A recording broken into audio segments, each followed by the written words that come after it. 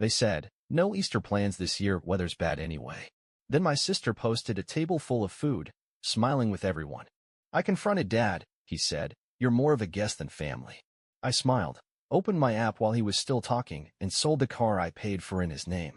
He found out when the tow truck arrived. "Hey, just so you know," my dad said over the phone, voice flat and casual, "we're skipping Easter this year. Weather's supposed to be bad. Everyone's staying in." That was it. No pause. No sorry. No maybe next time. Just that, and the line went dead a second later. I stood there in my kitchen, staring at the screen like maybe the call had dropped by mistake. But it hadn't. No Easter. No family dinner. No invitation. It wasn't the first time they'd excluded me, but this time it felt colder, like they weren't even trying to sugarcoat it. I shrugged it off, or tried to. Figured I'd order some takeout and binge something on Netflix. It would hurt less that way. But 5 minutes later, my phone buzzed again. It was a notification from my sister's Instagram.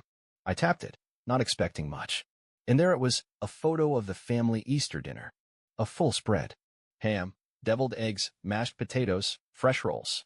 Our mom's famous lemon pie. My mom sat at the head of the table, smiling like nothing had ever been broken. My sister stood beside her, glass of wine in hand, all teeth and pride. My cousins. My aunt. Even Uncle Ray, who hadn't shown up in 3 years. All of them. Except me. The caption read, "Family means everything #Easter blessings #grateful heart." I stared at the screen. My hands went cold. I was supposed to believe the weather was the problem, that they canceled everything, that no one was getting together. But they didn't cancel Easter. They canceled me. I called my dad. He picked up after 2 rings, like nothing was wrong. "Hey, what's up?" "You canceled Easter," I said, my voice low. "Because of the weather." "Yeah," he said slowly. "Funny," I said. "Because the sun's shining, and I just saw your Easter table on Instagram. Everyone's there. Everyone but me." Silence. Then, finally, he said, "Look, let's not turn this into something. You lied to me." "It wasn't a lie," he replied, and then paused like he was choosing his words. "You've been distant lately. It didn't feel right. Honestly, it's just easier this way." "Easier for who?" I asked. "For everyone," he said. "Look, you're more like a guest these days than family." That did it. That line hit harder than he probably meant it to. But while he was still talking, still justifying, still pretending like this wasn't cruel, I opened my phone. I tapped into the one app he forgot I had access to. The app connected to his car. The one registered in his name but bought with my money. Monthly payments, insurance, all of it, handled by me. I clicked 3 buttons. Confirm sale. Done. The tow truck arrived 2 hours later. He found out when the driver knocked on the door. And I smiled when he called, because that was just the beginning. You'd think it started with Easter, but it didn't. This had been building for years, slow, poisonous drops filling a cup until it overflowed. Let me take you back. For the last 7 years, I've been helping out my family. It started small. Gas money for my sister. Groceries for my parents when the furnace broke and they said they were strapped for cash. Then it became covering the difference on bills. Then it became expected. Every month, I sent them money. Quietly. Dutifully. While they joked that I was just a tech guy who never made anything of himself. They never asked how I was doing. Never offered help. Never said thank you. But if I was even a day late sending money, the guilt trip calls came flooding in. "We're family. You know your sister's doing her best. You have no wife, no kids, you can afford it." I let it slide. Every time. Because I believed that's what family meant. The thing is, my dad didn't always used to be like this. When I was growing up, he was strict, but decent. But after he lost his job in my 2nd year of college and never really got back on his feet, something shifted. My sister took the lead. She became the voice of the family. She decided who got included, who got thanked, who got blamed. Spoiler, I always got blamed. She could do no wrong. Golden child. Got married at 22. Divorced at 24, married again at 26, this one to a guy named Ryan. He was nice, if a bit quiet. Too quiet. When she wanted a wedding upgrade, I paid for the new venue. When their pipes burst, I offered to help. When they bought their SUV, guess who put the down payment? Hint, not them. Then came the car. Dad's credit was trashed from a loan he never paid back. He said he couldn't get a vehicle to help him rebuild his independence. I didn't hesitate. Got him a decent used Camry. Paid for it monthly. Insurance too. All under my name, but registered to him. "It's just paperwork," he said. You're not even using the car. I should have known. Fast forward to this year. I just paid off the last chunk of a huge credit card bill, most of which came from a surprise dental emergency my mom swore she'd pay me back for. Never did. Whatever. I was finally catching my breath, finally thinking about taking a break. A real vacation. Maybe Greece. Then Easter happened. They said there was no celebration, that everyone was staying in. I believed them, like in full. And then that photo hit my feed. The smiles. The ham. The centerpiece I made in elementary school right in the middle of the table. That would have been enough. But the twist? It wasn't just the photo. It was the comments. Buried below the hashtag Grateful Heart caption, a comment from my aunt caught my eye. So happy everyone made it. Even Ryan's parents flew in. Sad Jake couldn't be there, again. To which my sister replied. He said he had better things to do, can't force someone to care about family. I nearly dropped my phone. I said that. She'd lied. To everyone. Painted me as the selfish one. The flake. The ungrateful son who couldn't be bothered. And everyone believed her. Then came the final straw. I opened my banking app the next morning and noticed a transaction I didn't recognize. A payment to a wedding planning company. My heart sank. It was connected to an old card I never used. The one I'd given access to 2 years ago when my sister said she needed help booking a surprise for Ryan's birthday. I checked the charges. For new ones. All in the last 2 weeks. Thousands of dollars. I called the company. Played dumb. Asked what the event was. A woman with a cheerful voice said, "Oh yes, the vow renewal ceremony. Such a sweet idea. Everything's set for next Saturday. Looks like your cards already covered the deposits." Vow renewal? I felt my pulse in my neck. They hadn't invited me. Again. They used my money. Again. And this time, they hadn't even tried to hide it. I saw red. But I didn't yell. Didn't text. Didn't storm the house. I did something much, much better. I opened the app tied to my dad's car. I listed it for sale. And while I waited for the call from the towing service, I made a few other changes. Canceled the auto pay for their utility bills. Reversed the Venmo authorization tied to their groceries. Removed my name from the streaming family plan. Petty? Maybe. But it was only the beginning. Because 2 hours later, as the tow truck driver rang my dad's doorbell, I received a group text. From my sister. "Celia, what did you do? Why is Dad's car getting taken away?" "Dad, did you sell the car?" "That's our car." "Me? No. It was in my car. Registered to you because your credit score is low. My generosity just ended. Consider yourself removed. Happy Easter." "Celia, you've lost it. You're destroying this family." "Me? You already did. I'm just cleaning up the mess." She called me 6 times after that. I didn't answer. But the next morning, Ryan, her husband, did something I never saw coming. He messaged me directly. "Ryan, can we talk?" I didn't know about any of it. "I think I need out." I stared at that message for a long time. Because for the first time in years, someone else finally saw her for what she really was. The vow renewal was set for Saturday. Private garden venue. Handwritten vows. A white canopy strung with fairy lights. I knew every detail because I paid for it. Correction, I had paid for it. By Thursday, the planning company received a cancellation notice. All charges reversed. I disputed every cent fraudulent usage. Stolen card. Attachments submitted. Case open. Let Celia explain that. But I wasn't done yet. Ryan and I had agreed to meet the night before the event. At a quiet cafe, away from the family circus. He looked worse than I remembered. Pale, eyes sunken, like he hadn't slept in weeks. "I'm sorry," he said before even sitting down. I shrugged. "You didn't steal from me." "I knew she used your card once," he admitted. "For some birthday thing. But this..." He rubbed his face. "This was a whole operation. She bragged about having leverage over you. Said you'd never cut her off. That you were too soft." I sipped my coffee slowly. She was wrong. Ryan leaned in, voice lower. "She's been hiding debt. Maxed out 2 of my cards. Borrowed from her coworkers. She told me she needed it to cover family stuff." I laughed. "Guess that's me. I'm family stuff." He slid an envelope across the table. "Printouts. Proof. Screenshots. Bank activity. I figured you might need it." I took it and didn't even look yet. "You leaving her?" "I want to," he said quietly. "But I'm scared of what she'll do." I nodded. I understood that fear. But I had no time left for fear. Saturday came. I wasn't invited, of course. But I showed up anyway. I waited until everyone was seated under the canopy.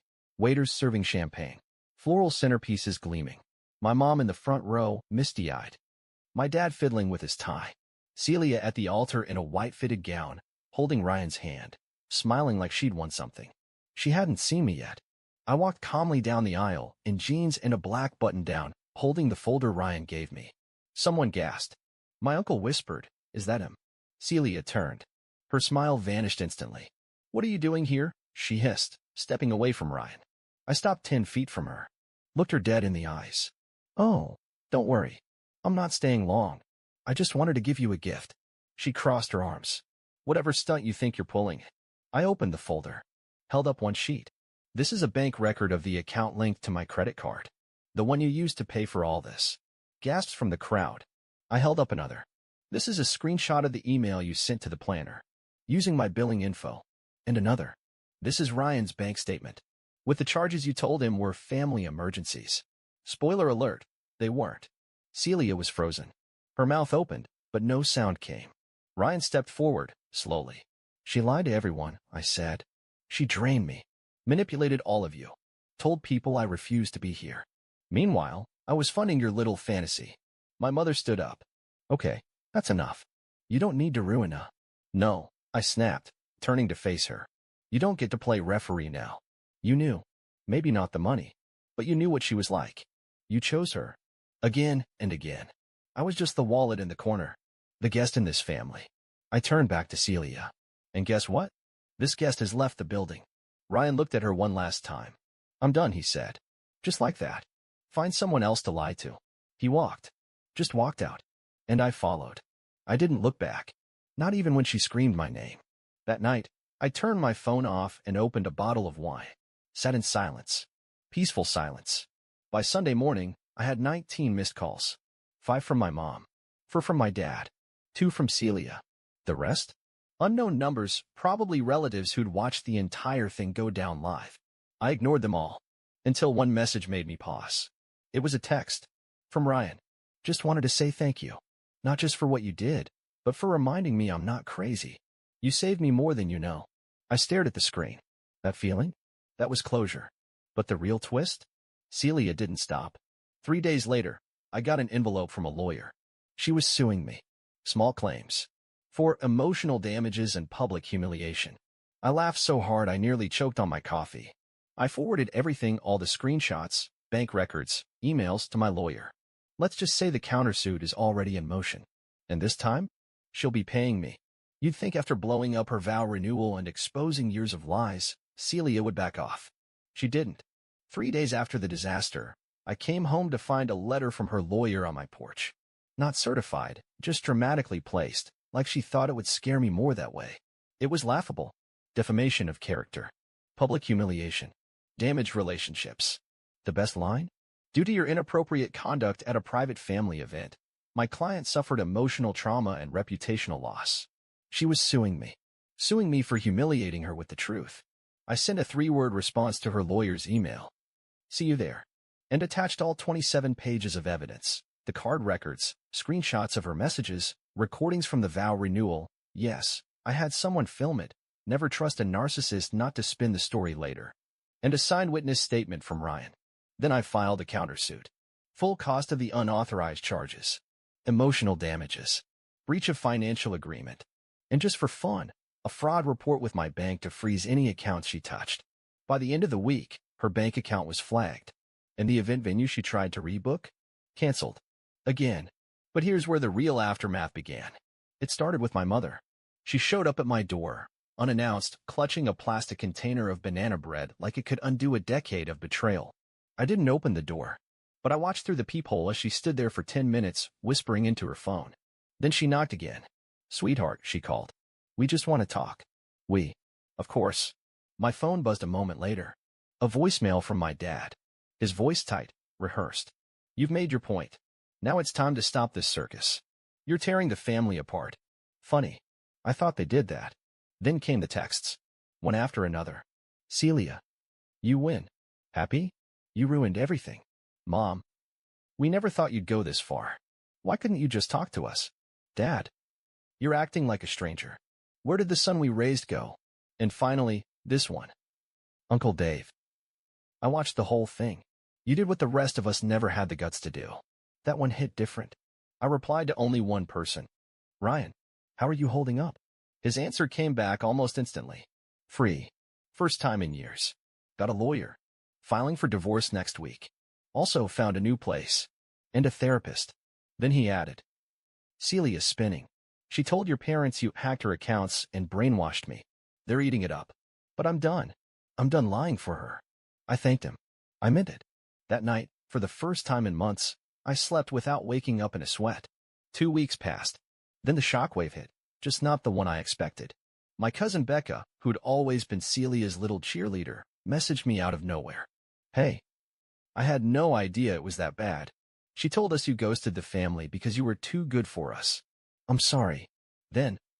Also, did she really use your card for the entire wedding? I sent her one screenshot. Her reply. Oh well. She told Grandma you donated. And that's when the real twist landed. Grandma called me. She'd been quiet through the whole thing, a silent Switzerland in our family drama. But this time, I saw the video, she said calmly. What video? The one your cousin filmed. You think it didn't make the family group chat? My heart dropped. I didn't send that. Of course not. But someone did. She exhaled slowly. You were right. I was wrong to believe she'd changed. I've made some financial decisions recently. I want you to know. You're getting the house. I froze. Grandma. Don't argue. I should have done this 5 years ago. She would have pawned it for handbags. You've always shown up, even when we didn't deserve you. That was it. Validation. Real, solid, overdue validation. I hung up, sat in silence, and let the relief wash over me. But then my phone lit up again. Celia. This time, it wasn't a threat. Not a scream. Not a guilt trip. Just 2 words. You win. I stared at the screen. No. This wasn't a win. This was a reckoning. And it was just getting started. It's been 3 months since I tore down the illusion figuratively, of course. The vow renewal? Cancelled. Celia and Ryan? Over. Divorce filed. The lawsuit? Thrown out. The judge took one look at my evidence and asked Celia's lawyer, Are you serious? My countersuit? Still pending, but the word settlement has come up more than once. And when it lands, I'm donating half of it. To a women's shelter. Under her name. Petty? No, poetic. My parents? They haven't spoken to me since the court date. Mom tried once, sent a photo of the empty dining table on Mother's Day with the message. Hope you're happy. I didn't reply. I just smiled, closed the message, and poured myself a glass of wine on my own balcony in my new apartment in a new city, 3 states away. They didn't know I was gone. I didn't tell them. I didn't owe them that. The house? The one my grandmother promised? It's mine now. The papers came last week. She wrote me a letter, a real one, on paper, with shaky handwriting and more wisdom in 3 sentences than I'd heard from my parents in a lifetime. You kept giving when everyone else kept taking. That ends now. This is yours. Not because you paid, but because you never asked for anything. I cried when I read that. Not because I needed the house. Because for the first time, someone saw me. Sometimes I wonder if they miss me. My mom. My dad. Even Celia. Do they sit at their now smaller table and realize what they did? I doubt it. They've spent so long twisting the truth that reality probably feels like betrayal. But the world didn't end when I left. Mine began. I started running again. Started writing. Made actual friends. People who don't ask for money every time I pick up the phone. I even booked a trip. One-way ticket. Greece. Remember that vacation I never took? Yeah. I leave next week. The last message I got from my sister came 2 nights ago. Celia. You should have just kept being quiet. Now everyone knows who you are. I stared at it. Then I typed. They do. And for the first time, so do I. Blocked. Done. So here's the thing. If you're reading this and you're still trapped in that role, the family bank, the emotional punching bag, the scapegoat, I want you to hear this clearly. You do not owe anyone your silence. You do not owe them your wallet. You do not have to set yourself on fire just to keep them warm. Sometimes, walking away is the most loyal thing you can do, loyal to yourself. Because being family means showing up for people when it matters. And sometimes, it means walking away when they've shown you, over and over, that they never will. And you know what? I've never felt more free.